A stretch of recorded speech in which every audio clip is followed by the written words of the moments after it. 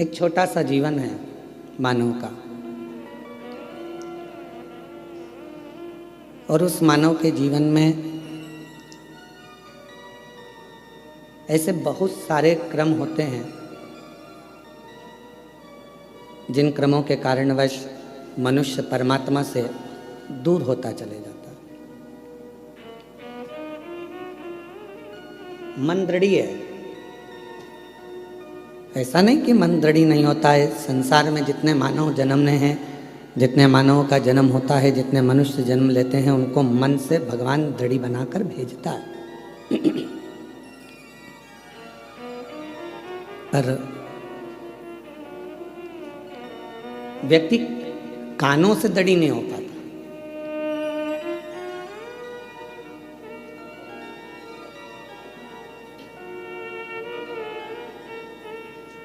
केवल एक मन का दृढ़ी बन गया, पर श्रवण शक्ति से दृढ़ी नहीं बना, तो वो मन जब परमात्मा में लगाता है तो उसकी श्रवण शक्ति कहीं ना कहीं इधर उधर भटकती है और वो परमात्मा से फिर दूर हो जाता है। परमात्मा से दूर होने का कारण ही हमारी कहीं ना कहीं मन को भटकाने का क्रम ये कान कर जाते हैं। जैसे कई माताएं नियम बना लेती हैं, कई भाई नियम बना लेते हैं कि मैं शंकर भगवान को भजूंगा, मैं शिव जी को एक लोटा जल चढ़ाऊंगा, मैं शंकर भगवान का स्मरण करूंगा, मैं शिव के मंदिर जाऊंगा, शिव को भजूंगा, बेलपत्र का श्रृंगार करूंगा, शिव जी को चंदन अगर तगर से श्रृंगारित करूंगा। ये मन में उसने एक भाव बना, मन से वो दृढ़ी बन गया। पर मालूम पड़ा फिर किसी ने पूजन करते करते, भजन करते करते 1.5 महीना, 2 महीना, 3 महीना निकला और किसी ने तुम्हारे कानों में आकर कह दिया शिव जी को जल चढ़ाने से क्या होता है।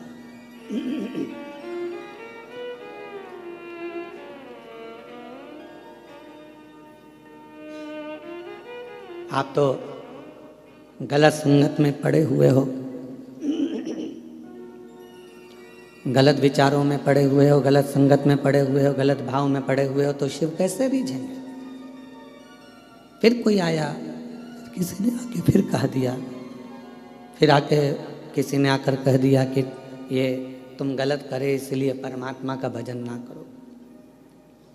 कानों में शब्द पढ़ते जाते हैं और मन भटकता जाता।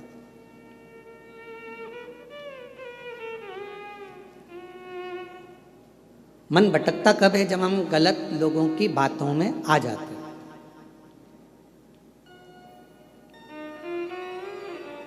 हम गलत विचारों में जब पढ़ने लगते हैं, गलत सोचने लगते हैं, गलत सुनने लगते हैं, गलत श्रवण करने लगते हैं, गलत सुनने लगते हैं, गलत लोगों की संगत में आकर, गलत लोगों के विचारों में आकर हम परमात्मा की शरणागति छोड़ देते हैं। भगवान का भजन, भगवान की भक्ति हम छोड़ देते हैं। प्रभु मिलन में सुख है और प्रभु बिछड़न में दुख। जितना हम परमात्मा के करीब में जाते जाते हैं, उतना उतना हमारे जीवन में लोग कहते हैं हम भगवान का इतना भजन करते हैं, हम इतना स्मरण करते हैं, हम इतनी पूजन करते हैं, हम इतनी आराधना करते हैं, हम इतना मंत्र जाप करते हैं, नाम जाप करते हैं, उसके बाद भी हमारी जिंदगी में दुख क्यों आता है।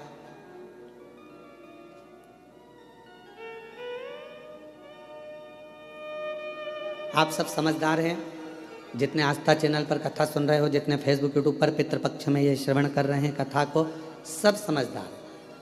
कपड़े को यदि साफ करना है तो उसमें सोडा डालना पड़ेगा, सर्फ डालना पड़ेगा, साबुन लगाना पड़ेगा और कपड़े को अच्छा जम जम के खंगालना पड़ेगा, निचोड़ना पड़ेगा। खंगालोगे, धोगे, पटकोगे, आड़ा टेढ़ा, साबुन, फिर गर्म पानी, फिर सोडा, फिर वापस सरफ और साबुन बार बार लगाओगे, पटकोगे, पछाड़ोगे, तब जाकर वो कपड़ा थोड़ा उज्जवल हो पाएगा। तो आप ये ना सोचें कि भगवान, हम भजन करते हैं, हम कीर्तन करते हैं, हम मंत्र जाप करते हैं, हम माला जाप करते हैं, हम पूजन करते हैं और भगवान हमको ही दुख क्यों दे रहा है। भगवान चाहता है कि तुझे इतना पवित्र कर दूंगा धो धोकर कि फिर संसार सागर में तेरा जन्म नहीं होगा, तू मेरा हो जाएगा और मैं तेरा हो जाऊंगा, तू मेरा हो जाएगा और मैं तेरा हो जाऊंगा, तो भटकेगा नहीं फिर।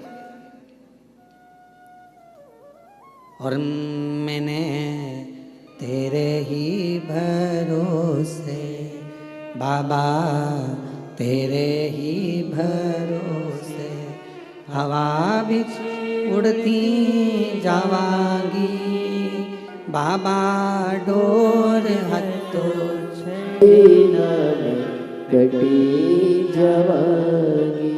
भोले मैं तेरी पतंग, शंभू मैं तेरी। इन दोनों की आवाज एक लेवल पे रखिए गाने वालों की। भोले मैं तेरी पतंग, शंभू मैं तेरी पतंग, हवा बिच उड़ती जावांगी बाबा, डोर हत्तो छड़ीना में कटी जावांगी। भोले मैं तेरी पतंग। अर्थात परमात्मा यदि थोड़ा दुख दे, परमात्मा थोड़ी तकलीफ दे, परमात्मा थोड़ा कष्ट दे, परमात्मा अगर थोड़ी सी दुख दे रहा है, तकलीफ दे रहा है, कष्ट दे रहा है, तो आप भटको मत। आपको भटकने की जरूरत नहीं है, आपको कहीं इधर उधर भटकने की जरूरत नहीं है। परमात्मा ने अगर दुख दिया है तो वो आपको कहीं ना कहीं अपने करीब में लाना चाहता, अपने पास लेना चाहता। हम क्यों भटके? महाराज कश्यप ऋषि की एक कथा आती है।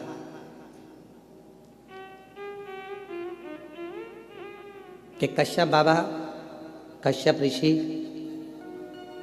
12 ज्योतिर्लिंग का नित्य प्रति स्मरण करते थे।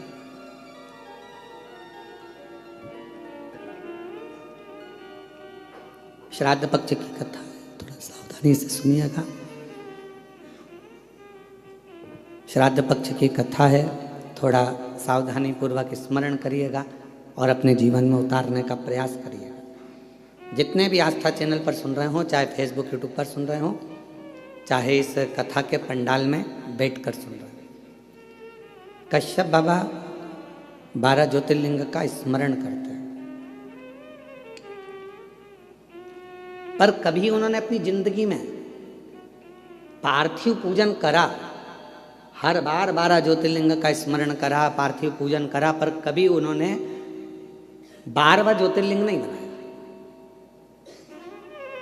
अर्थात 11 ज्योतिर्लिंग बनाते थे और 12 ज्योतिर्लिंग उसमें बनाते ही नहीं।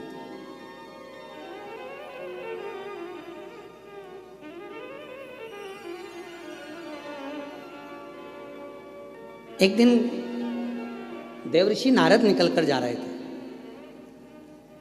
अब आप लोग अगर 12 ज्योतिर्लिंग का पूजन कर रहे हो तो आप लोग कितने ज्योतिर्लिंग बनाओगे? जम के बोलो जरा। 12 बनाओगे ना? पार्थिव पूजन कर रहे हो तो 12 ज्योतिर्लिंग का निर्माण करोगे। पर कश्यप ऋषि 11 ज्योतिर्लिंग का निर्माण करते थे और 12वां ज्योतिर्लिंग नहीं बनाते थे।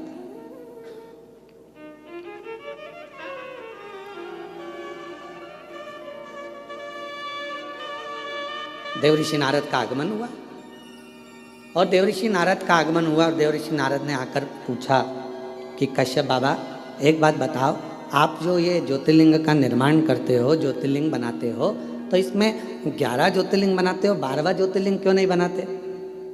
12वां ज्योतिर्लिंग निर्माण क्यों नहीं करते? नारद जी पूछ पूछ कर थक गए, तो भी आखिरी तक कश्यप ऋषि ने यह नहीं बताया कि 12वां ज्योतिर्लिंग क्यों नहीं बनाते। 11 के पूजन करते, 12वां बनाते ही।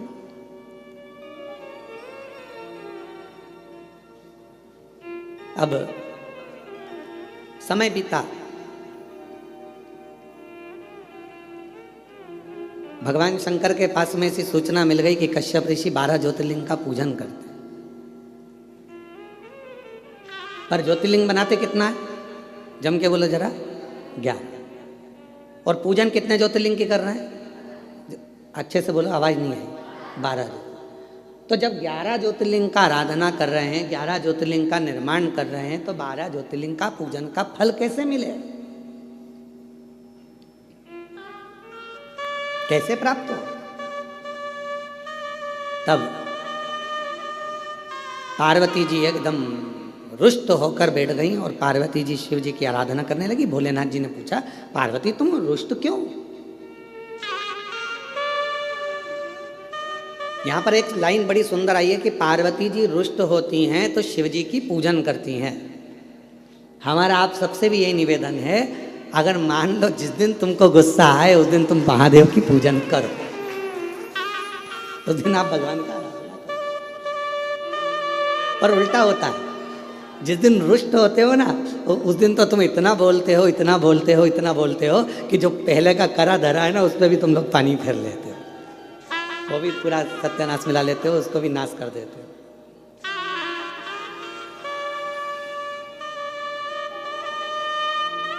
पार्वती जी अगर थोड़ी सी रुष्ट हुई हैं और माँ पार्वती जी अगर रुष्ट हुई हैं तो वो शिव जी की आराधना कर रही हैं, शंकर जी की आराधना कर रही हैं।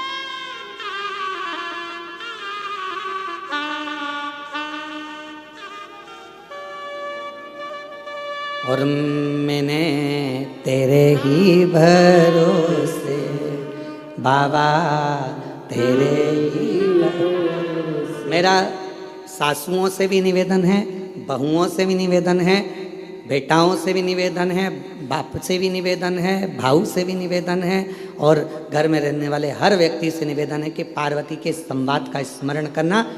जब क्रोध आए कुछ नहीं करना, मुख चुप करना, एक लोटा जल उठाना और ले जाके देव अधिदेव महादेव पर चढ़ाना प्रारंभ करना। थोड़ी देर बैठना, हाथ में माला पकड़ना, नहीं पकड़ो तो प्रेम से मोबाइल को किनारे रखना और हृदय पर हाथ रखकर श्री शिवाय नमस्तुभ्यं, श्री शिवाय नमस्तुभ्यं, श्री शिवाय नमस्तुभ्यं, श्री शिवाय नमस्तुभ्यं। हृदय से अपने मन से भगवान को पुकारना प्रारंभ करो, भाव से पुकारो उसको। झगड़ा कर भी लोगे, सास अपशब्द कह देगी, बहू अपशब्द कह देगी, दोनों ने अपनी आड़ी टेढ़ी बातें कह दी, होगा क्या इसमें महाराज? इसमें एक दूसरे से संबंध दूर बनते चले जाएंगे, टूटते चले जाएंगे। इसलिए जितना मौन रहोगे, शांत रहोगे, उतने अपने जीवन का आनंद पाओ, उतने अपने जीवन को प्रसन्नता के भाव में लेकर जाओ।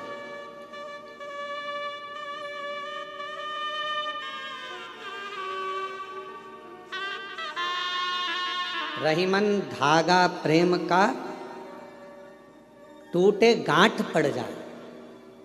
प्रेम का धागा जब टूटता है तो उसमें गांठ लग जाती है और गांठ लग जाती है तो फिर वो गांठ जब भी खुलेगी अर्थात दो हिस्से में ही रहे।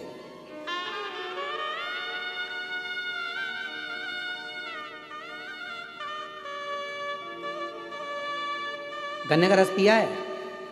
जम के तो बोलो। महाराष्ट्र में गन्ना ही बोलते हैं, ईख बोलते हैं? ऊस। अच्छा अच्छा, वो मूस नहीं बोला। अब मराठी में उसको ऊस कहते हैं, तो जो हमारे उधर गन्ना कहते हैं, शुगर कहते हैं, है?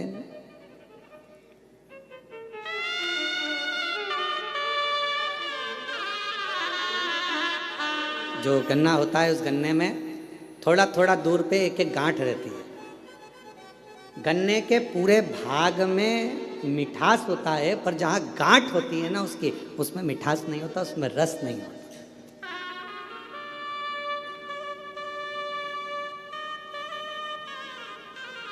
पर शिव महापुराण की कथा कहती है गन्ने के ऊस के अंदर पूरे में रस है, पर जहाँ गांठ है वहाँ ना रस है ना उसमें मिठास। पर एक बात याद रखो, जब कोई गन्ने के रस में बहुत डूब जाता है ना तो उसको गांठ में भी रस आना प्रारंभ हो जाता है और उसमें भी उसको मिठास का नजर आना। और जितने आप बैठे और हम भी बैठे हैं, हमने भी बचपन में खूब गन्ना छिल छिल कर खाया, पर जो गठान का छिलका था उसको खाते थे, जब गन्ने के रस में इतने डूब जाते थे कि उस गांठ में भी रस आना चालू हो जाता है। और तुमने भी खाया होगा ये पक्का। ऐसा हो नहीं सकता कि तुमने गांठ छीली और उसको मुंह में नहीं लिया, उसमें रस मिला। तो कहा यदि परिवार में एक दूसरे को मिलकर चलना है और उसमें अगर रस आ रहा है तो फिर एक निवेदन है, कभी विवाद की कभी द्वेष की अगर गांठ पड़ भी जाए तो उसको भुलाते हुए उस रस में डूबने का फिर प्रयास करना और उस गठान को, उस गांठ को एक साइड पटकने का प्रयास करना। एक साइड परमात्मा की भक्ति में डूबो, परमात्मा के भजन में डूबो, स्मरण में डूबो। पार्वती जी रुष्ट हो गई, भगवान शंकर की पूजन करने बैठ गए और कहते हैं जितनी रुष्टता में भगवान का भजन हो पाता है उतनी एकाग्रता जब रूठने के बाद जब आप लड़ाई कर लेते हो एकदम, तुम देखना बहुत तेज सुनामी लहरें चली, बहुत तेज बारिश हुई, खूब तेज हवा चली, एकदम बवंडर मचा और उसके बाद जो शांति होती है, इतनी शांति कि लगता है अभी थोड़ी देर पहले तो हमने देखा था कितना बवंडर था, इतना विवाद था, और अब एकदम शांति हो, एकदम शांति। इतना शांत कैसे हो सकता है? तो जब विवाद छिड़ जाए, बहुत क्लेश हो जाए, बहुत अशांति हो जाए घर में, मान लो किसी कारणवश अगर विवाद हो जाए, तो मेरा निवेदन है टूटना नहीं, एक दूसरे से अलग मत जाना, बल्कि साथ रहना।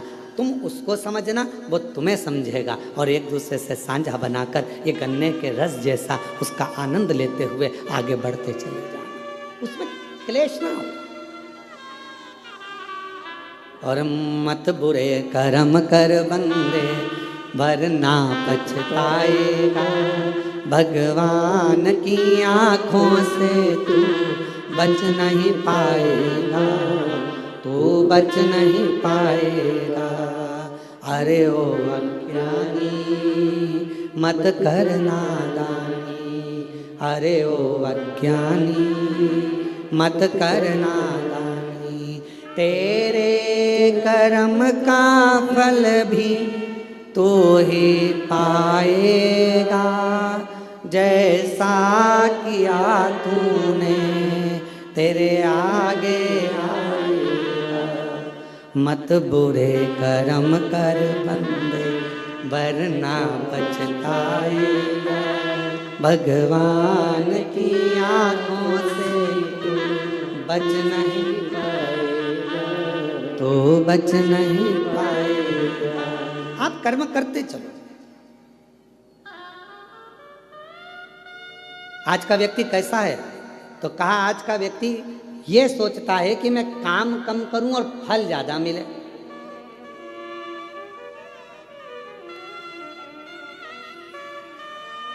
नारखेड़े जी, आपने भी बड़ी मेहनत करी होगी, पाटिल जी आपने भी बड़ी मेहनत करी होगी, और जितने यहाँ पर मेरे भाई बैठे हैं, जितने भी भाऊ बैठे हुए हैं, मैं आपसे निवेदन करूं, आपने भी अपनी जिंदगी में बहुत मेहनत करी होगी।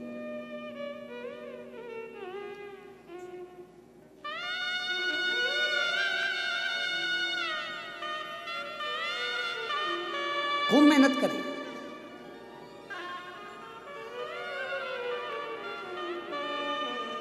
पर जो मेहनत से मिला वो टिकता है, जो तुरंत आया वो तुरंत चले जाता है। पर हमारी सफलता हमारी मेहनत पर निर्भर करती है। जब हम बहुत परिश्रम करते हैं, मेहनत करते हैं, तो हमारे घर में जो आता है वो हमको थोड़ा समय टिकता है, रुकता है। जो अचानक आया अचानक चले गया वो फिर टिकेगा नहीं।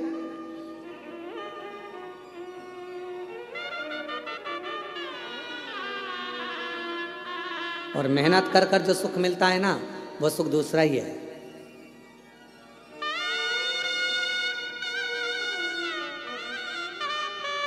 जब हम छोटे थे तो 2 रुपए की किराए की साइकिल मिलती थी, इतनी बड़ी छोटी सी। तुम्हारे यहाँ भी मिलती होगी, ऐसा नहीं है, और तुमने भी चलाई होगी।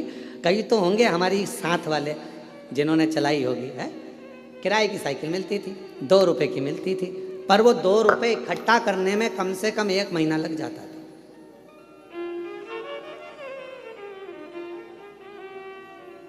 हितेश तेरे को तो मालूम ही नहीं होगा बेटा, मालूम है क्या तुम्हें?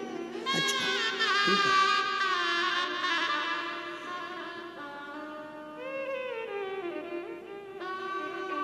वो 2 रुपए इकट्ठे करने में 1 महीना टूट जाता था।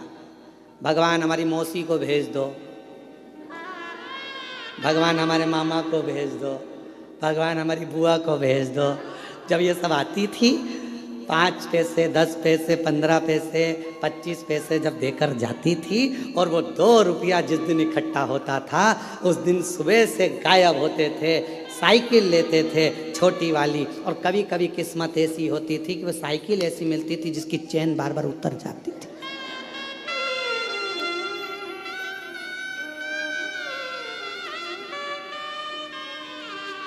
और साइकिल लेके अब बताओ, साइकिल वाले की साइकिल दम अपनी लग रही है, मेहनत अपनी हो रही है, घूम अपन रहे हैं और सब देख रहे हैं, और यहाँ भगा वहाँ भगा हाँप रहे, पर वो टाइम देख रहे हैं 5 बजे देना है वापस। 5 बजे ही निकल पहुँचते थे, बिल्कुल लगे लगाए समय पर, एकदम 5 बजने वाला है तब अपन पहुँच के वो साइकिल देकर आते थे।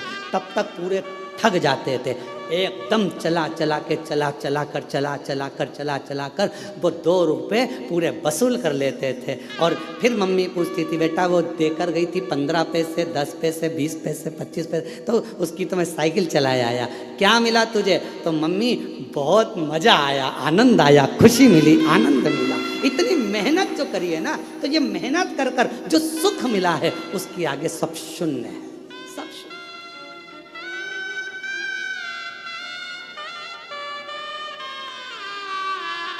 उसके आगे सब शून्य है।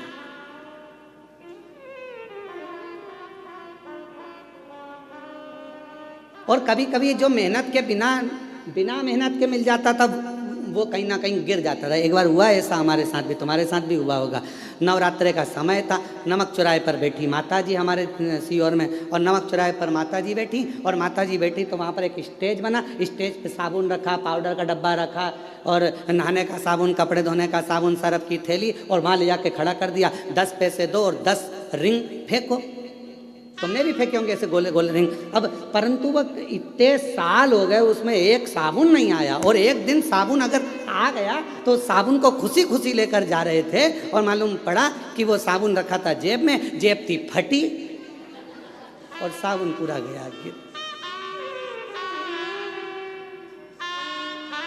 तो जो मेहनत से मिला वो टिका, और जो मेहनत से नहीं मिला वो हाथ से खिसक गया। शिव महापुराण की कथा कहती है, कोई तुमसे आकर कह दे कि तुम मेरे पास आकर बैठ जाओ, तुम्हें मेहनत नहीं करना पड़ेगी, दुनिया का सारा धन अपने आप मिल जाएगा, समझ लेना कि बेवकूफ़ बना रहा है और तेरा लेकर चले जाएगा और तुझे चूना लगा देगा। इसलिए निवेदन है, अपना व्यापार, अपनी नौकरी, अपनी सर्विस, अपनी मेहनत पूरी बरकरार रखो और पूरी मेहनत करो। जिस समय आपकी मेहनत प्रबल होगी उस दिन भगवान तुम्हें छप्पर फाड़ कर देना प्रारंभ कर देगा, तुम्हें वैभव देगा, धन देगा, संपदा देगा, सब देगा, सब देगा। आप अपनी मेहनत से पीछे मत।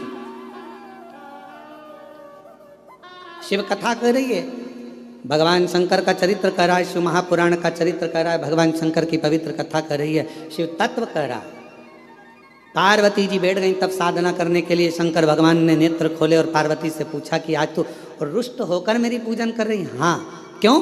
वो कश्यप ऋषि है ना, 12 ज्योतिर्लिंग का पूजन करना चाहिए, तो वो 11 ज्योतिर्लिंग बनाते हैं और पूजन करते हैं, और 1 ज्योतिर्लिंग छोड़ देते हैं। शंकर भगवान ने कहा, पार्वती नहीं, कश्यप ऋषि कभी ऐसा नहीं करते, वो पूरे 12 ज्योतिर्लिंग का पूजन करते हैं, पूरे 12 ज्योतिर्लिंग।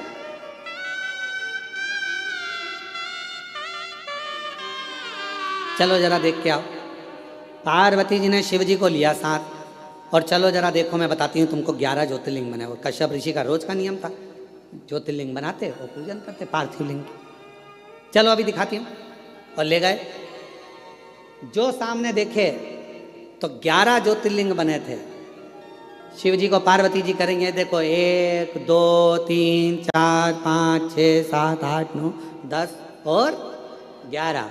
अब शंकर भगवान बोले, अभी रुक, मैं गिन के बताता हूँ, देख 1 2 3 4 5 6 7 8 9 10 11 12। पार्वती जी बोली, क्यों मुझे पागल बना रहे हो प्रभु? अब तुम तो शिव जी हो ना, तो तुम अपने आप को क्यों गिन रहे हो? तो भगवान शंकर बोले 12 ज्योतिर्लिंग की पूजन कर रहा है। पूछो कश्यप ऋषि से, बाबा कश्यप ऋषि के सामने प्रकट हो गए। कश्यप बाबा ने देखा आज तो भगवान प्रकट हो गए। जब जब ये उलझन होती है ना, जब जब झगड़ा होता है, जब जब कोई विवाद उत्पन्न होता है, जब जब कोई क्वेश्चन आता है, जब जब कोई प्रश्न आता है, जब जब कोई बवाल मचता है, समझ लेना उसमें कोई ना कोई मंथन होकर कुछ निर्णय निकलने वाला।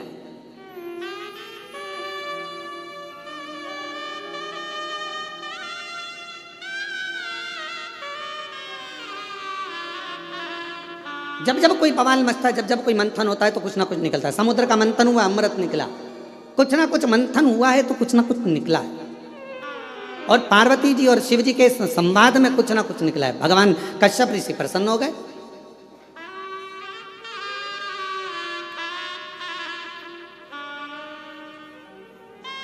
और मंथन में कुछ ना कुछ निकलना जरूरी भी है। एक प्रसंग बड़ा सुंदर है महाराज जी।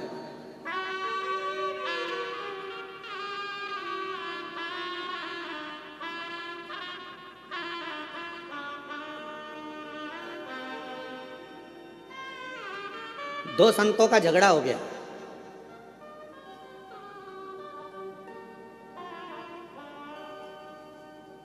और आपस में दोनों झगड़ लिए। अब दोनों झगड़ लिए तो एक था राम जी का भक्त और एक था हनुमान जी का भक्त, और दोनों में छिड़ गया विवाद। हनुमान जी ने राम जी से कहा, प्रभु दो संत लड़ रहे हैं आपस में, अब तुम क्या कहोगे? राम जी बोले, कहना क्या है, अब इन दोनों को प्रमाणित करने के लिए अपन दोनों को जाना पड़ेगा। जब जब संत झगड़ते हैं, साधु झगड़ते हैं, सन्यासी झगड़ते हैं, तपस्वी झगड़ते हैं, आपस में जब कोई भगवत प्रेमी आपस में झगड़ते हैं तो उसका निर्णय करने के लिए स्वयं परमात्मा को बीच में आना पड़ता है और परमात्मा को निर्णय करना पड़ता है।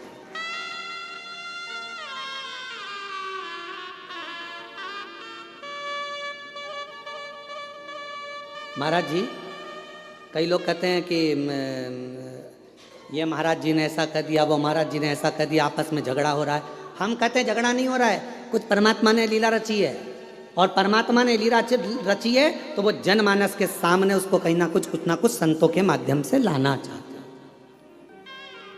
संत कभी झगड़ा नहीं करते, संत कभी एक दूसरे के ऊपर आक्षेप भी नहीं करते। लोग कहते हैं उन्होंने ऐसा बोल दिया, उन्होंने वैसा बोल दिया, उन्होंने ये भाषा का प्रयोग करा, उन्होंने वो भाषा, ना ना ना, उनके बीच में कोई एक परमात्मा की एक शक्ति, मेरे शिव का एक स्वरूप, मेरे राम, मेरे कृष्ण, मेरे शंकर, मेरे भगवान विराजमान है, जो ये निर्णय करना चाहते हैं कि इनके बीच का साझा कैसे।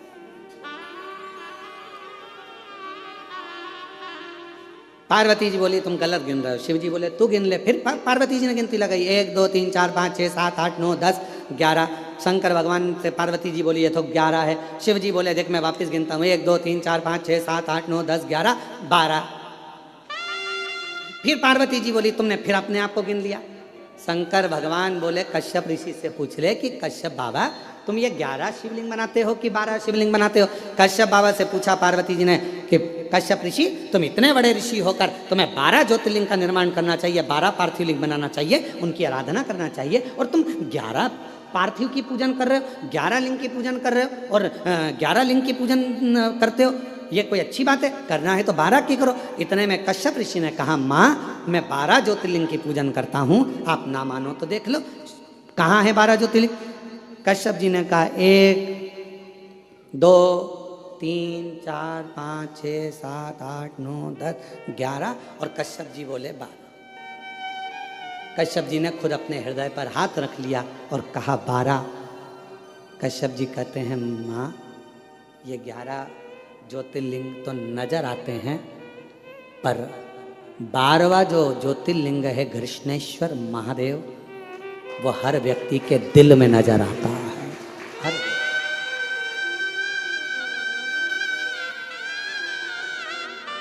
हर व्यक्ति के हृदय में।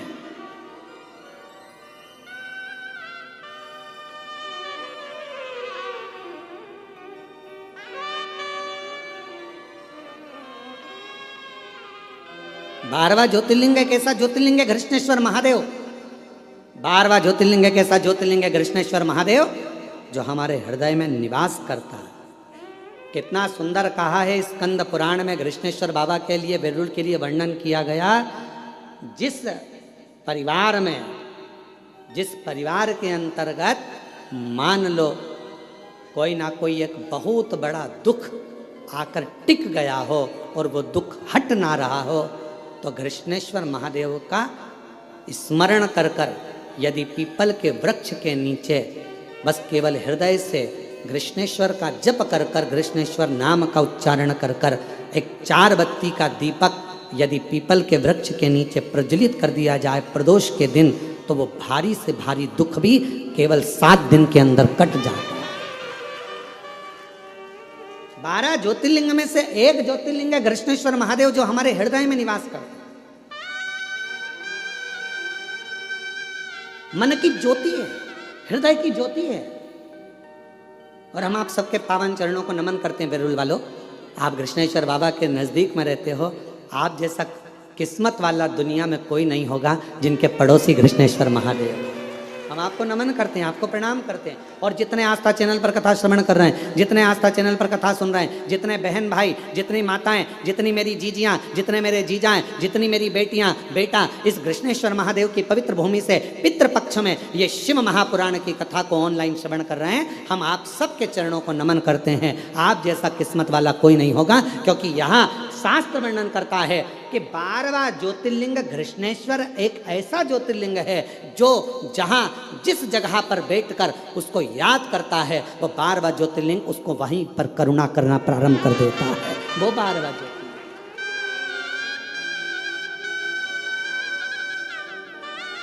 वो 12वां ज्योतिर्लिंग कृष्णेश्वर महादेव।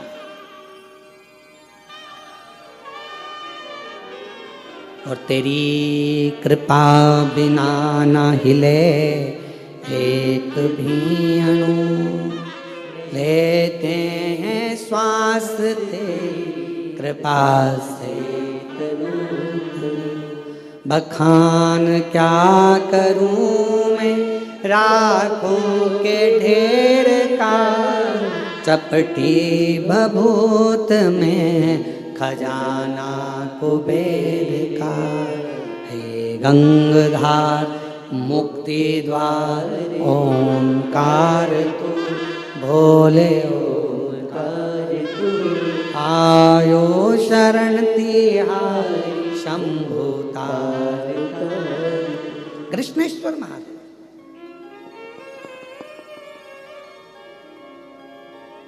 शिव जी का दर्शन हो गया। विवाद किसका छेड़ा था? पार्वती और शंकर भगवान का। और दर्शन किसको हो गया? कश्यप ऋषि। आपको पहले कथा में कहा है, जब कथा हैदराबाद में चल रही थी तो उसमें कहा था कि थोड़ी बहुत पूजन की थाली में कमी रह जाए ना तो प्रसन्न होना। तुम यहाँ पूजन कर रहे हो और तुम माचिस ढूंढ रहे हो, तुम कपूर ढूंढ रहे हो, तुम कुंकू रोली ढूंढ रहे हो, तुम चंदन ढूंढ रहे हो, तुम्हें लग रहा है कि तुम ढूंढ रहे हो, पर तुमने याद करा, अरे राम मेरी पूजा की थाली में कपूर तो घर पे रह गया। अब तुमने कह दिया कपूर घर पे रह गया और तुम यहाँ ढूंढ रहे हो, तो तुम नहीं ढूंढ रहे हो, अब तुमने मन से वो कपूर को प्रकट कर दिया। शिवजी तुम्हारे घर जाकर वो कपूर वहां से ले लेंगे। तुमने स्थान बता दिया कि वहां रखा है। झगड़ा यहां हुआ है शिव और पार्वती का, और दर्शन किसको हो गया? जम के बोलो जरा, कश्यप ऋषि। झगड़ा इन दोनों का हो रहा है, दर्शन कश्यप ऋषि कर रहा है, दर्शन कश्यप बाबा को हो रहा है। ये इनकी आनंदता, ये इनका प्रेम है, इनकी वात्सल्यता।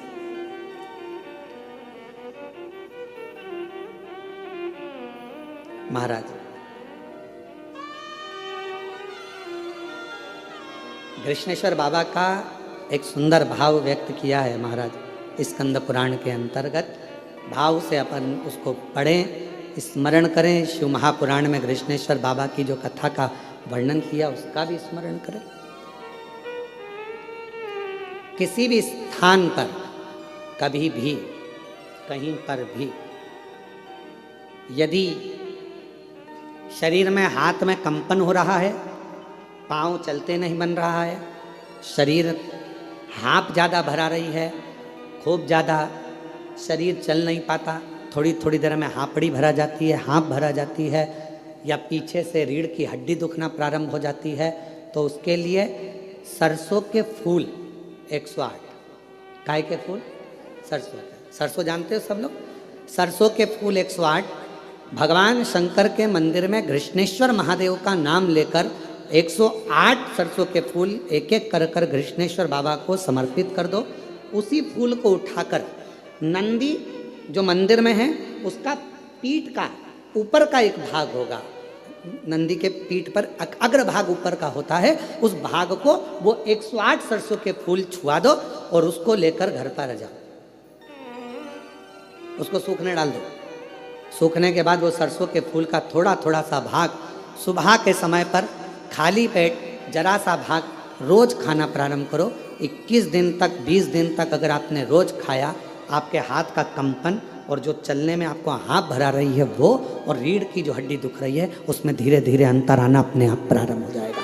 कृष्णेश्वर महादेव का स्मरण, कृष्णेश्वर फिर कहेंगे कश्यप बाबा 11 ज्योतिर्लिंग का निर्माण करते हैं, 12वां ज्योतिर्लिंग नहीं बनाते हैं। क्यों?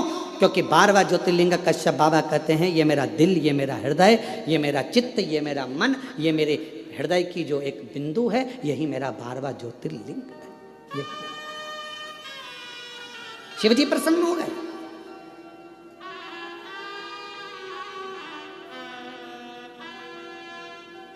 मांगो तुमको क्या चाहिए। पार्वती जी बोली अपन तो झगड़ा कर आए थे और आप कश्यप ऋषि को वर देने लगे। शिव जी कहने लगे अब मेरा दर्शन हुआ है तो कुछ ना कुछ तो देना पड़ेगा। पार्वती जी बोलती ऐसा होता है क्या? शंकर भगवान बोले सुन पार्वती, ये मेरी रीति है, अगर कोई संसार का मनुष्य मेरे दरवाजे पर, मेरे मंदिर में, मेरे देवालय में आकर अगर 1 लोटा जल रोज चढ़ाएगा तो मुझे रोज उसको कुछ ना कुछ देना ही पड़ेगा, ये नीति है। जैसे बेटी का बाप, बेटी का बाप क्या है? बेटी का बाप अगर बेटी रोज अपने पिता के घर जाएगी या बाप अपनी बेटी से मिलने जाएगा तो कुछ ना कुछ तो उसको देना पड़ेगा ही। भले पिताजी का घर पास में, रोज बेटी आती जाती है, भले पास में क्यों ना, माँ बोल देगी बेटा तो पास में, आज एक काम करना मैं तेरे को हलवा बना के भेज दूँ, सीरा बना के भेज दूँगा। कभी कुछ कही बेटा मम्मी मेरे को जरूरत नहीं है, नहीं मैं तो भेजूंगी। माँ है ना, बाप है ना, उसका भाव उत्पन्न हो जाए, मैं तो भेजूंगी। अब कोई कहे तुम मम्मी मैं बना लूंगी ना, सब कर लूंगी ना, तुम मत भेज, नहीं मैं तो भेजूंगी चाहे। और अगर वो सीरा नहीं भेजेगी तो देख लेगी बाजार में अच्छी सब्जी आ रही है, बाजार में खरीद के ले आएगी और वो सब्जी भेज देगी। भले हरा धना भेज दे, मिर्ची भेज दे, पर कुछ ना कुछ भेजे। रोज अगर बेटी अपने माँ बाप से मिल रही है तो माँ बाप उस बेटी को जरूर देंगे, और माँ बाप अगर बेटी से मिल रहे हैं तो जरूर देंगे। उसी तरह मेरा शंकर सबका बाप है, पिता है। जब हम रोज जाते हैं तो वो रोज कुछ ना कुछ हमको देता जरूर। आप शिव जी को क्या मानती हो? अपना पिता, अपना बाबुल, अपना बाप, पिता। और कुबेरेश्वर धाम क्या है आपका?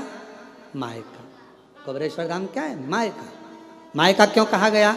जो कुबेरेश्वर बाबा की धरा पर आता है, कुबेर भंडारी के दरवाजे पर आता है, कुबेरेश्वर धाम पर आता है और दिल से जो मांगता है मेरा कुबेर भंडारी उसको दे देता है, फिर वो वापस आता है, क्योंकि वो उसका मायका है। पर पूर्ण समर्पण के साथ जाओ, वहां तुम्हारी किसी से पहचान नहीं है।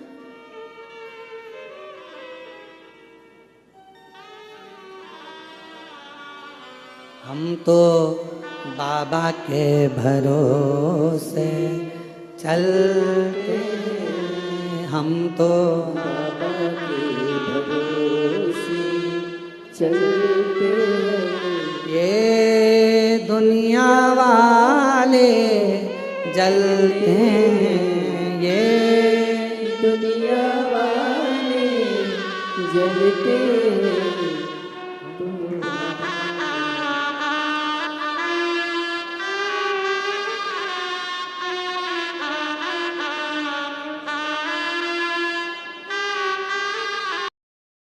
बाबा के चलते,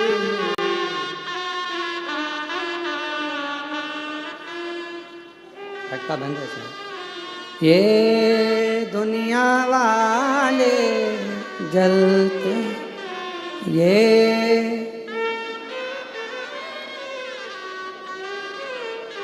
हम तो बाबा के चलते हैं, हम तो बाबा के भरोसे चलते हैं। डमरू वाले के भरोसे चलते हैं डमरू वाले के भरोसे चलते हैं हम तो बाबा के भरोसे चलते हैं।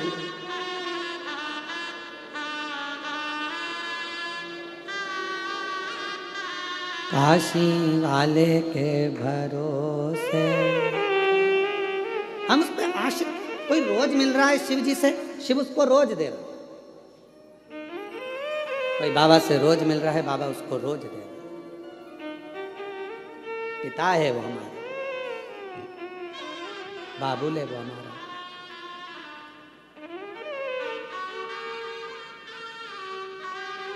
भोले ने हमको चलना सिखाया, बाबा ने हमको चलना सिखाया, सब भक्तों से मिलना सिखाया, सब भक्तों से मिलना सिखाया।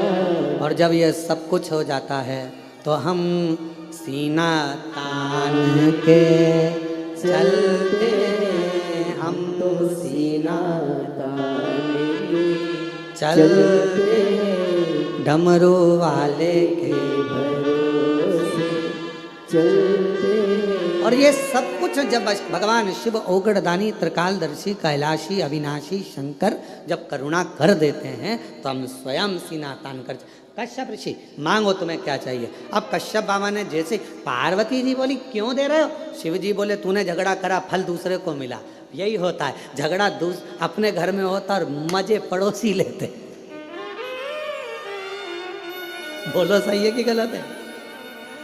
झगड़ा तुम्हारा, लड़ कौन रहा है, पति पत्नी, मजा कौन ले रहे हैं, परिवार के लोग, पड़ोस के लोग, रिश्तेदार। अरे वो उनकी बहू और उनकी सास की खूब लड़ाई चल रही है, अच्छा है, अच्छा है, लड़ने दो, अच्छा लड़ने। अरे वो बाप बेटा लड़ रहे हैं, अच्छा है लड़ने दो, अच्छा है लड़ने, दूसरे मजे ले रहे हैं।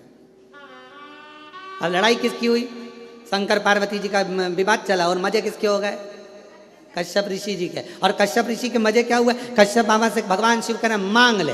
अब कश्यप ऋषि ने मन में सोचा कभी दर्शन नहीं होते, आज हो ही गए तो डट के मांगी लो। हे प्रभु कृपा करिए, मेरे घर में आप पुत्र बनकर जन्म ले लो।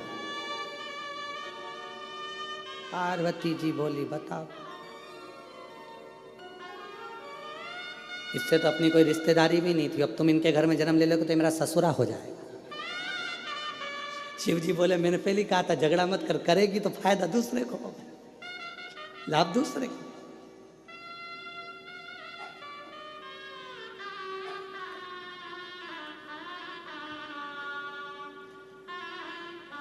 एक घर में एक सास और बहू थे, बहुत उन दोनों का आपस में बनता नहीं था, बिल्कुल नहीं बनती थी।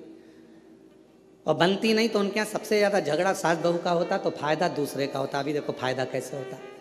एक महाराज भिक्षा मांगने गए, माता भिक्षाम देगी, माता भिक्षाम दे। इतने में बहू आई, बहू ने आकर एक कटोरी आटा दान दे दिया। महाराज निकल के जा रहे थे, इतने वहीं से उसकी सास आ गई, ए बाबा इधर आ, कहाँ से मांग के ला रहा है, तुम्हारे घर गया था। कौन मिला, बहू। क्या दिया, एक कटोरी आटा। वो कौन होती है देने वाली, चल मेरे साथ चल, मेरे साथ चल। वो बस एक कटोरी, मेरा घर है, मेरी प्रॉपर्टी है, मेरा मन, चल मेरे साथ। और अंदर गई और 4 कटोरी आटा लाके महाराज को दे दिया। फायदा किसका, दूसरे का। अब एक दिन सास अंदर थी और महाराज आए, माता भिक्षाम देही।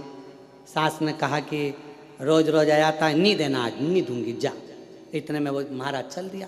सामने से बहू पानी लेकर आ रही थी, हंडा मटके। तो उसने पूछा महाराज जी कहाँ से आ रहे हो, तुम्हारे ही घर से आ रहे हैं। मिल गया, कुछ नहीं मिला, तुम्हारी सास ने कछुरा दिया, कुछ नहीं दिया, चलो मेरे साथ आओ जरा, आओ आओ जरा।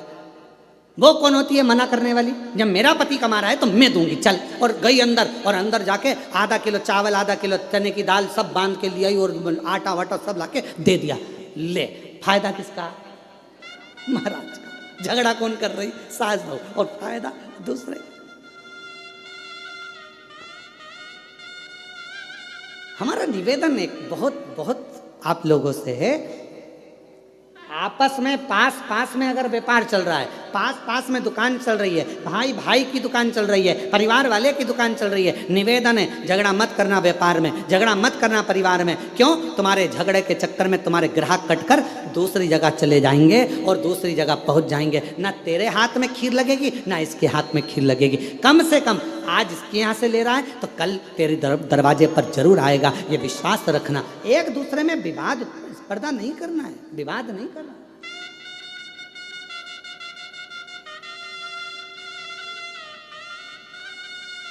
और हम विवाद में पड़े। कश्यप ऋषि ने कहा वर दीजिए मेरे घर में आप पुत्र बनकर आएंगे। शंकर भगवान बोले कश्यप बाबा तुमने रोज 11 शिवलिंग का निर्माण करा है और मन को 12वां शिवलिंग माना है, इसलिए मैं तुम्हारे घर में 11 रुद्र के रूप में प्रकट होऊंगा। तुम्हारे यहाँ 11 रुद्र के रूप में मैं आऊंगा। 11 रुद्र अवतार शंकर भगवान के जो 11 रुद्र अवतार हुए वो कश्यप बाबा के यहाँ हुए, सुरभि के।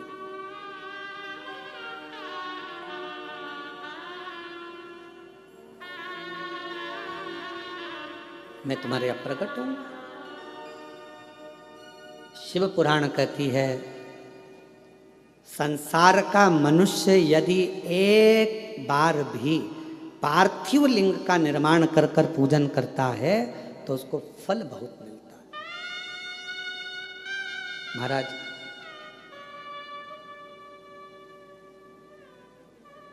फल जरूर मिलता है। पार्थिव पूजन कुछ ना करिए, केवल एक घर के बगीचे में, घर के गमले में अगर मिट्टी है तो उसको ऊंचा कर कर शिवलिंग वहीं बनाकर वहीं जल चढ़ाना प्रारंभ कर दो, उसका फल मिलेगा, उसका लाभ जरूर। पर निवेदन है केवल दिखावे से, मन की शुद्धता में, मन के भाव।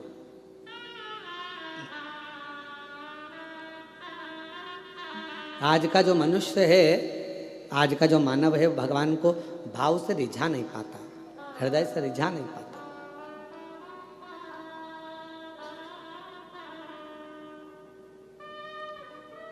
जैसे उत्तानपाद की श्रीमद् भागवत में वर्णन आता है कि राजा उत्तानपाद की 2 पत्नियां थी, एक सुनीति एक सुरुचि।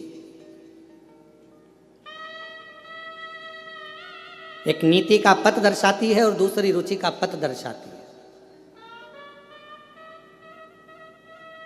राजा की पहली पत्नी थी सुनीति, दूसरी पत्नी सुरुचि।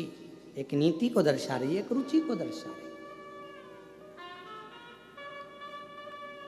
उसी तरह हमारे 2 मन हैं, हमारी 2 आकांक्षाएं, हमारी 2 इच्छाएं, हमारे 2 विचार हैं। एक मन कहता है भगवान के भजन में जाओ, दूसरा मन कहता है कि अभी थोड़ी देर से चाय पीने के बाद जाओ।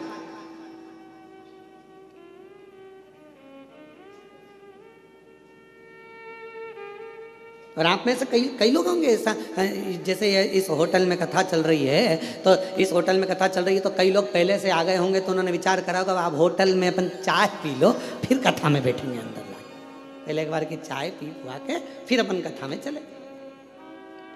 और यहाँ पर भी हमारे जजमान परिवार, नारखेड़े परिवार, पाटिल परिवार, ये लोग जो कथा में बैठे हुए हैं, हम इनसे भी कहेंगे तुम भी अगर ऊपर से कथा में नीचे आए होगे, अपने अपने कमरे से निकल कर आए होगे, तो पहले पूरी तैयारी कर ली होगे, पेंट पुना के बढ़िया सज धज के, और फिर बढ़िया रुमाल ले लो, सामान ले लो, ये ले लो, बैग ले लो, इसमें सामान रख लो। और वो छोटी सी वो बच्ची, वो हितेश की, पल्लवी की, वो नाटक करेगी तो उसका भी खाने पीने का सामान झोले में डाल लो, सब ले लुआ के और अपना सामान लेकर तुम यहाँ चले और बैठ गए कथा में। अब क्यों? क्योंकि तुम्हें मालूम है ये कुछ मांगेगी तो मैं निकाल के देती जाऊंगी, फिर कुछ मांगेगी तो फिर निकाल के देती जाऊंगी, फिर कुछ मांगेगी तो निकाल के देती, और ज्यादा ही कुछ मांगेगी तो दब दपड़ी दो।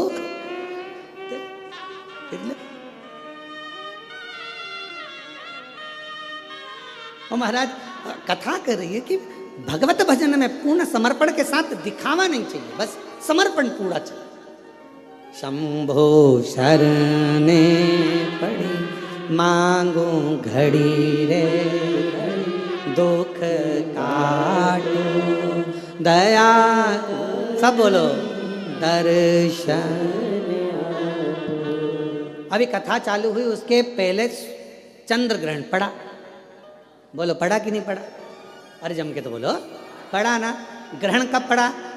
दो ग्रहों के बीच में कोई तीसरा फंस गया तो ग्रहण पड़ा। तो केवल ऊपर ग्रहण नहीं पड़ता, नीचे भी पड़ता है। पति पत्नी के बीच में कोई तीसरा फंसने लगे तो समझ लो ग्रहण लगने वाला है। भाई भाई के बीच में कोई तीसरा फंसने लगे तो समझ लो ग्रहण लगने वाला है। रिश्ते नातों के बीच में कोई तीसरा फंसने लगे तो समझ लो ग्रहण लगने वाला है। संबंधों में भी ग्रहण लगता है। ऐसा नहीं कि ग्रहण केवल ग्रहों का लगता है, संबंधों में भी ग्रहण लगता है। आप आपस में अच्छे से रह रहे हो, दोनों बढ़िया रह रहे हो, व्यवहारिकता अच्छी है, दोनों का काम धाम अच्छा है, तुम अपना काम कर रहे हो, वो अपना काम कर रहे हो, और बीच में मालूम पड़े किसी ने आकर अड़चन उत्पन्न करना प्रारंभ कर दिया, किसी ने बीच में टांग अड़ाना प्रारंभ कर दिया, समझ लो तुम्हारी रिश्तेदारी में, तुम्हारे संबंधों में, तुम्हारे स्नेह में, तुम्हारे प्यार में ग्रहण पड़ने वाला है। और वो ग्रहण तुम्हारे परिवार, जैसे ग्रहण लगता है तो सब बंद हो जाता है, मंदिर के द्वार भी बंद हो जाते हैं, लोगों को नहाना पड़ जाता है। आखिर में यही होता है कि जब दो प्रेम के बीच में, स्नेह के बीच में, रिश्ते के बीच में जब कोई तीसरा ग्रहण लगाने वाला आ जाता है तो एक ना एक दिन फिर वो ग्रहण सब कुछ समाप्त कर देता है। फिर आखिरी में तो स्नान ही रह जाता है, स्नान ही रह। क्यों घुसने दो बीच में, क्यों प्रवेश करने दो बीच में उसको? कोई आए सिखाने के लिए नहीं, भैया मेरी सास अच्छी है, हम बहू हैं, बहू अच्छी, मेरा परिवार अच्छा, मेरे बेटे अच्छे, मेरी बहू अच्छी, मेरा बेटा अच्छा, मेरे रिश्तेदार अच्छे, मेरे नातेदार अच्छे, सब अच्छे, बुरा कोई नहीं है संसार में। बुरा थोड़ी सी देर का समय होता है जो ये निकल जाता है, फिर वापस घड़ी अच्छी आ जाती है। समय का इंतजार थोड़ा करो और समझ से जियो। समय और समझ, परमात्मा ये दोनों चीज देता है। समय पर अगर समझ आ गई तो तुम्हारी जिंदगी बन गई, और अगर समझ आई और समय निकल गया तो वो जिंदगी बेकार हो गई। समय पर समझ आना चाहिए तो जीवन ठीक है।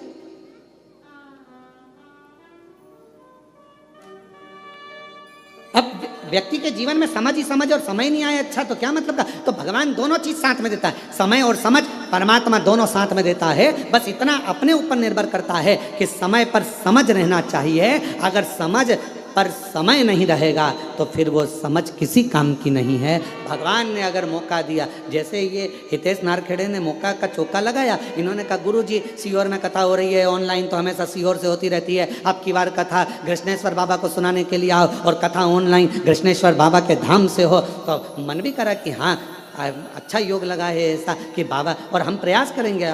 हितेश तुमने अच्छी प्रेरणा दे दी इस चीज़ के लिए। हम प्रयास करेंगे कि अब जब भी कोई कथा इधर उधर हुई और कैंसिल हुई और वो मालूम पड़े ऑनलाइन हुई, तो हम प्रयास करेंगे कि 12 ज्योतिर्लिंग में एक ज्योतिर्लिंग में जाके कर दिया करेंगे, कोई जजमान को पकड़ कर।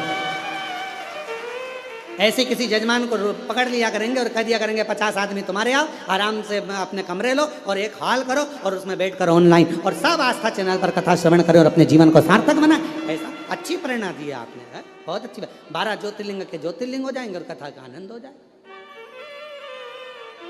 अब यहाँ जितने बैठी है ना सब तैयारी में लग गई है। महाराज अब ना छोड़ेंगे, अब रुको तुम, अगला हम पकड़ते तुमको त्रंबक आंदो ऑनलाइन।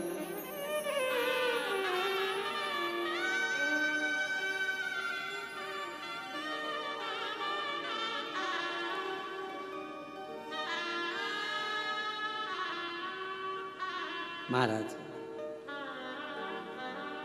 तेरा रूप है अजब निराला, तेरा रूप है अजब निराला, कहलाते डमरू वाला। तेरा रूप है अजब निराला, कहलाते डमरू वाला। तेरा रूप है अजब निराला, कहलाते डमरू। कानों में बिछुअन माला, तेरा रूप है अजब निराला। कानों में बिछुअन माला, कहलाते डमरू वाला। कानों में बिछुअन माला, आँखों में तेज निराला। कानों में बिछुअन माला, आँखों में तेज निराला। माथे पे हे चंदा तुमसे ही पावन गंगा, तन पर है भस्म रमाए। ओ नंदी के असवार, काशी के तुम अवतार। तुम कितने सुंदर हो ओ भोले, कितने सुंदर हो। तुम कितने सुंदर हो भोले, कितने सुंदर हो। तेरा रूप है अजब निराला, कहलाए डमरू वाला। तेरा रूप है अजब निराला, कहलाए डमरू वाला। मेरा शंभू, मेरा शंकर, मेरा त्रिकालदर्शी, मेरा कैलाशी विनाशी, जो दिन रात कृपा करने वाला है, करुणा करने वाला है। बाबा देवादिदेव महादेव भगवान शिव, गर्दानी त्रिकालदर्शी, कैलाशी विनाशी, भगवान शंकर का पवित्र चरित्र कह रहा है। शिव महापुराण की कथा वर्णन कर रही है, भगवान का पवित्र चरित्र कह रहा है। भगवान देवादिदेव महादेव का पवित्र चरित्र वर्णन कर रहा है। शिव तत्व कह रहा है।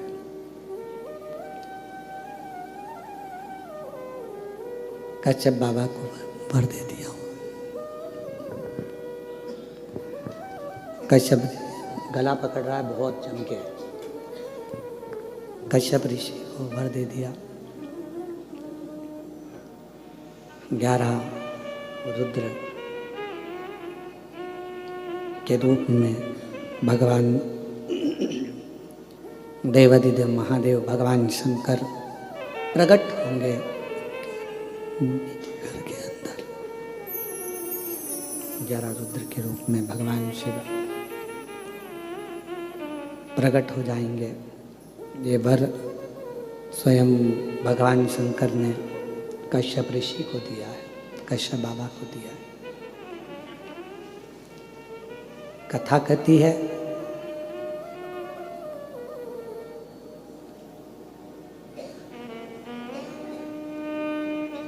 जैसे भगवान ब्रह्मा जी और भगवान विष्णु जी के झगड़े में श्रेष्ठ कौन के झगड़े में भगवान शंकर का प्रथम शिवलिंग पृथ्वी पर प्रकट हो गया था। झगड़े में ही तो प्रकट हुआ है। ब्रह्मा जी कहते हैं कि ये पूरा सृष्टि का पालन करता, रचना करता, संहार करता, सब में हूं। और भगवान विष्णु उनको समझा रहे हैं कि आप इस व्यर्थ प्रपंच में मत पड़ो, ये तो सब शिव की माया है। क्यों प्रपंच में पढ़ना, क्यों विचार करना, ये सब शंकर का है। आप और हम भी इन्हीं प्रपंचों में फंसे हुए हैं। कोई ने कह दिया जल चढ़ाओ, कोई ने कह दिया जल मत चढ़ाओ, कोई ने कह दिया बेलपत्र खचड़ी हुई खाओ, कोई ने कह दिया मत खाओ, कोई ने कह दिया प्याज मत खाओ, लहसुन मत खाओ, कोई ने कहा प्याज खाओ, लहसुन खाओ, कोई ने कह दिया ये मत खाओ, कोई ने कह दिया वो मत करो, कोई ने कह दिया ऐसा मत करो, कोई ने कह दिया वैसा मत करो। हम उलझे हुए, सुलझ नहीं पा रहे। सुलझोगे कब? जब स्वयं के दिल की मानोगे।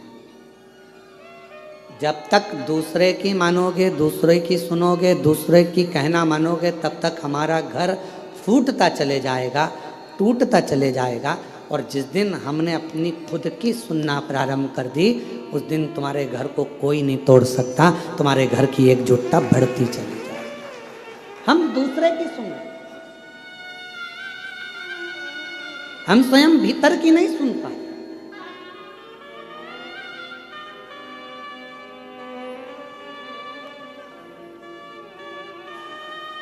कल एक किसी छत्तीसगढ़ की एक बहन जी ने एक प्रश्न सीहोर में लिखकर भेजा कि गुरुजी से पूछना, अगर वो कथा सुन रही होंगी तो श्रवण करें, कि गुरुजी से ये पूछिएगा कि क्या हमारे पूर्वज, हमारे पितर जो चले जाते हैं, क्या वो भी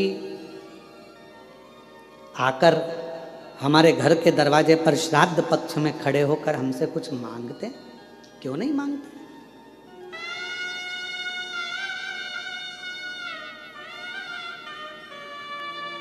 बस रूप बदला हुआ, स्वरूप बदला हुआ।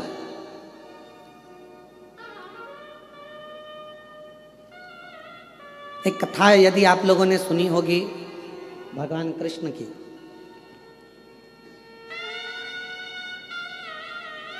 एक बार श्री गरुण जी महाराज भगवान कृष्ण से एक प्रश्न करें, और गरुण जी महाराज ने भगवान नारायण से, भगवान कृष्ण से प्रश्न किया, क्या पितरों की तृप्ति का कोई कार्य हो सकता है? ये 16 दिन जो पितृपक्ष के आते हैं, इन 16 दिन में हम पितरों के लिए क्या कर सकते हैं? कोई ऐसी कथा हमारे शास्त्रों में वर्णित है क्या? तो क्यों नहीं है? भगवान कृष्ण और गरुण का संवाद कर रहा है, गला पकड़ रहा है बेटा।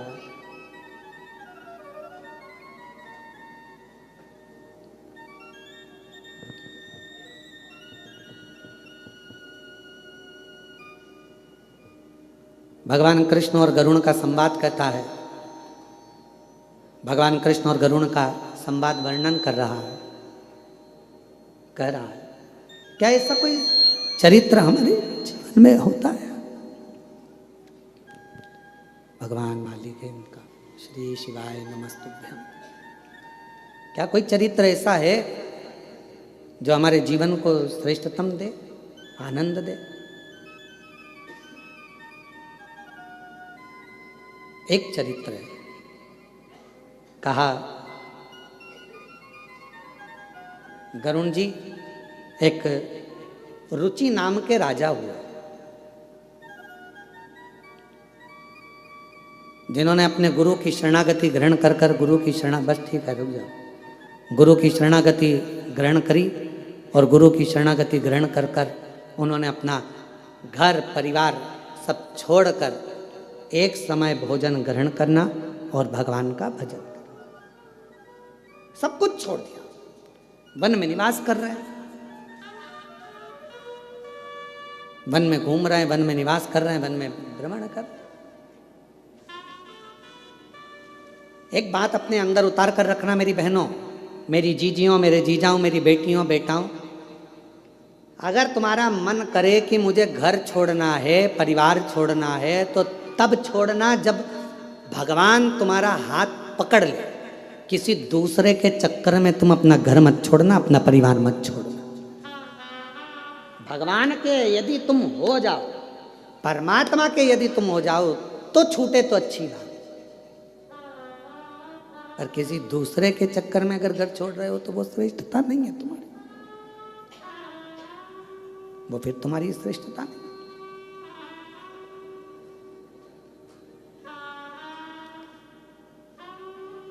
कथा कह रही है, भगवान का चरित्र कर रहा है।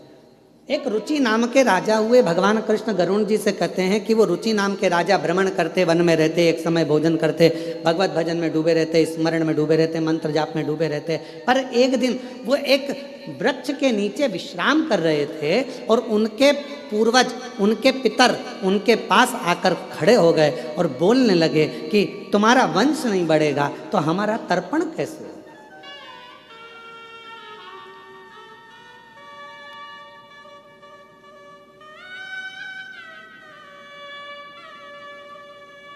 तर्पण मालूम है ना सबको, जल देना।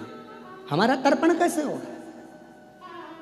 कभी कभी मन में आता है, एक प्रश्न खड़ा हो जाता है कि कई लोग कहते हैं गुरुजी ये तर्पण क्यों दिया जाता है, पितरों को पानी क्यों दिया जाता है, ये पितरों को जल क्यों दिया जाता है, अस्थियों को जल में क्यों डाला जाता है। कई बार एक मन में भाव उत्पन्न हो जाता है कि व्यक्ति अपनी जिंदगी में तृप्त होकर नहीं गया, उसकी तृप्ति नहीं हुई, वो जिंदगी भर प्यासा ही रहा। प्यासे से मतलब क्या है, मेरे को अभी ये और करना है, मन में तमन्ना मुझे अभी ये और करना है, मन में तमन्ना मुझे अभी ये करना है, और तमन्ना। एक काम पूरा होता नहीं है, दूसरे काम की तमन्ना बढ़ जाती है, दूसरा काम पूरा होता नहीं है, तीसरे काम की तमन्ना बढ़ जाती है, तीसरा काम पूरा होता नहीं है, मुझे ये काम करना है, मुझे वो काम करना है। अभी अभी कुछ दिन पहले पापड़ बना के रखे थे, फिर मन में आ गया कि अब बड़ी बना लूं। बड़ी बनकर तैयार हुई तो सोचा मैं अब कुल्लाई बना लूं, चावल की कुल्लाई बना के बैठ गई। कई बार बहुएं भी कह देती मम्मी क्या रोज का रोज फैलारा लगा के रखा है, बाजार जाएंगे खरीद के ले आएंगे खा लेना, क्या रोज का कभी पापड़ बनाना, कभी कुल्लाई बनाना, कभी ये बनाना, कभी वो बनाना, और कभी मतलब कुछ ना। और ऐसे ही घर के पुरुष हैं, मैंने अभी ये वाला माल खरीदा है, ये वाली दुकान बनाई, ये शोरूम बनाया, वो शोरूम बनाया, अभी ये वाला शोरूम और बनाना रह गया, ऐसा करूंगा वैसा करूंगा, ये करूंगी वो करूंगा। महाराज ये प्यास व्यक्ति की जिंदगी की कभी नहीं बुझती है, कभी नहीं बुझी, और अंत में वो व्यक्ति चला गया। इसीलिए मेरा तो हमारा ये अंदर का मन कहता है, इसीलिए व्यक्ति को कहना पड़ता है कि इसको तृप्त नहीं हुआ, ये तृप्ति धारण नहीं कर पाया, तृप्त। वस्तुओं से तृप्ति रखो, घर के सामानों से तृप्ति रखो, पर परमात्मा की कथा से कभी तृप्त मत हो। परमात्मा की कथा में तो और प्यास बढ़ना चाहिए, और मिले और मिले और मिले और मिले, और प्रारंभ हो और सुनने को मिले। ये प्यास परमात्मा क्यों? क्योंकि अगर परमात्मा के भजन की, परमात्मा की कथा की, शिव नाम की, मंदिर जाने की, दर्शन करने की, कुबेरेश्वर धाम जाने की जब प्यास अंदर बढ़ेगी तो ये याद रखना, ये परमात्मा को मिलन की जो प्यास बढ़ती है वो परमात्मा को हमारे करीब में लेकर आ जाती है। और एक दिन मेरा काल अधिपति महाकाल तुम्हारा हो जाता है और तुम काल अधिपति महाकाल की बेटी हो जाती है। ये अगर प्यास बढ़ रही है तो ये परमात्मा से मिलन की। राजा रुचि, हमारे को तृप्ति नहीं मिली, तुम्हारा वंश नहीं बढ़ रहा है, तुम्हारा वंश बढ़ना चाहिए। राजा रुचि तुम्हें विवाह करना पड़ेगा। राजा रुचि ने कहा मैंने संन्यास व्रत धारण कर लिया है, मैं वानप्रस्थी हो गया हूँ, मैंने घर छोड़ दिया है, परिवार छोड़ दिया है, सबसे बड़ा है वानप्रस्थी, मैं नहीं करूँगा विवाह। पितरों ने समझाया, पितरों ने कहा तुम्हें विवाह करना पड़ेगा, समझा। तब राजा रुचि ने मन में विचार करा, यदि पितर बोल रहे हैं और ये भटक रहे हैं तो मुझे विवाह करना जरूरी है। वचन दो तुम विवाह करोगे। राजा रुचि ने वचन दे दिया, मैं तुम्हारी तृप्ति के लिए, पितरों के मोक्ष के लिए मैं विवाह करूंगा। अब विचार करा कि विवाह करूंगा पर मैं तो हो गया बूढ़ा, कन्या कहाँ मिलेगी मुझको मेरी उम्र की। पितर चले गए, पितर गए और ये भटक रहा है विवाह के लिए, यहाँ वहाँ सब दूर गया, कहीं लड़की नहीं मिली, कन्या नहीं मिली। आखिरी में ये तप करने के लिए बैठ गया, ब्रह्मा और भगवान विष्णु का तप करने लगा।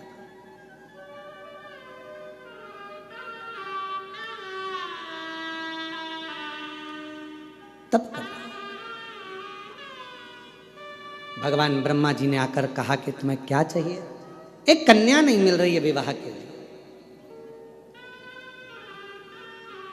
ब्रह्मा जी ने बोला ये लेखनी तो मैं लिख देता, परंतु ये लेखनी लिखने वाले तो स्वयं देवाधिदेव महादेव है। जन्म, मरण और परण, परण मतलब जानते हो विवाह, तीन की लेखनी कौन लिखते हैं? जम के बोलो जरा, देवाधिदेव महादेव। इन तीन की लेखनी लिखना मेरे शिव के हाथ में। अब राजा रुचि ने फिर तप किया भगवान विष्णु का। भगवान विष्णु आए, भगवान ने कहा क्या चाहिए मांगो। कहा प्रभु मेरे लिए कन्या ढूंढना है और मेरा विवाह करना है। भगवान नारायण बोले जन्म, मरण और परण, तीन तो शिव लिखते हैं, हम नहीं दे सकते। शंकर भगवान का तप किया। श्री शिवाय नमस्तुभ्यं, श्री शिवाय नमस्तुभ्यं, श्री शिवाय नमस्तुभ्यं, श्री शिवाय नमस्तुभ्यं।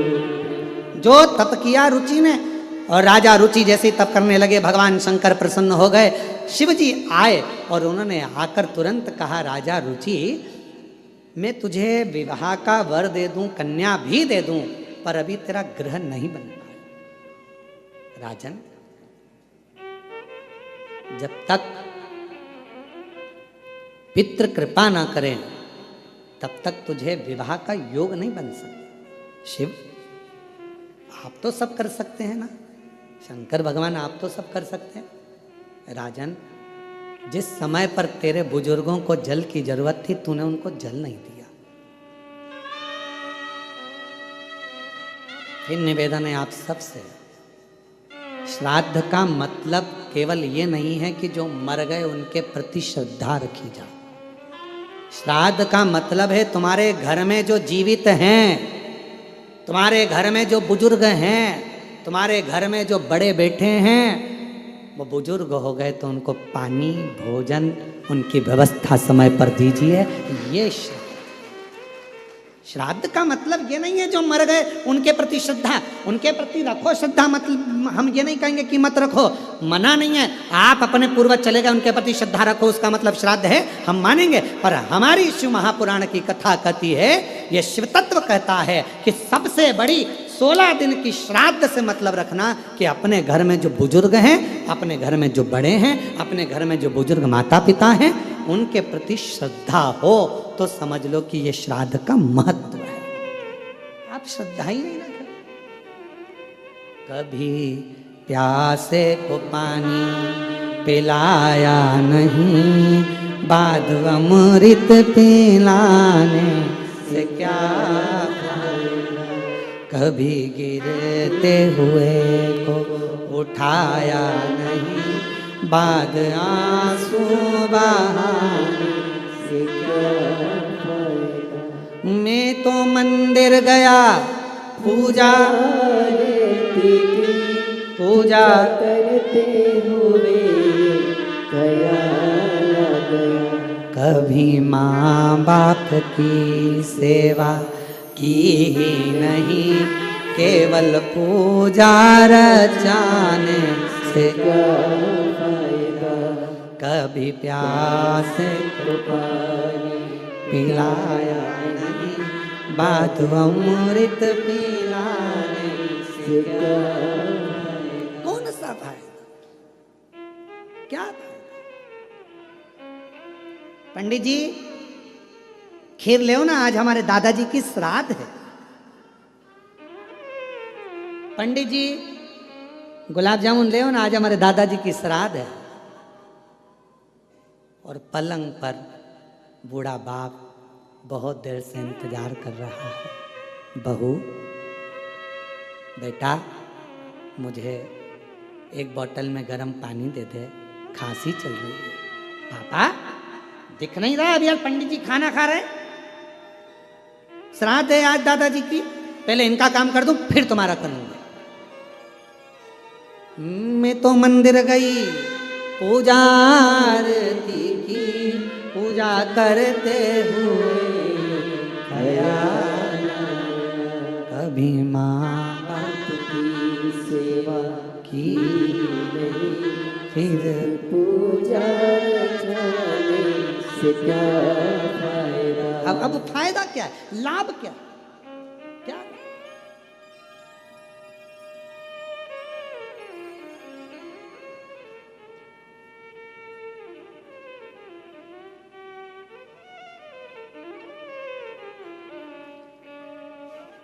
एक छोटी सी बात है, परंतु हो सकता है कि आप लोगों को बुरे भी लग जाए। हमारी बहुत पहले की बात है, बहुत पहले, लगभग 18 से 19 साल हो गए होंगे उस बात को।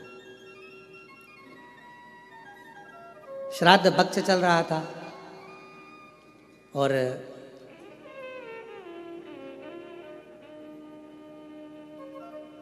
राजस्थान में कथा चल रही थी।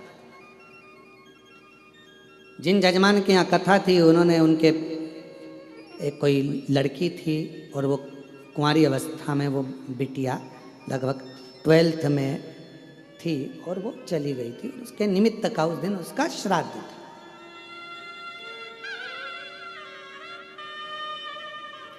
यजमान परिवार से सूचना करी कि गुरुजी आज बेटी का श्राद्ध है और प्रसाद बना है, तो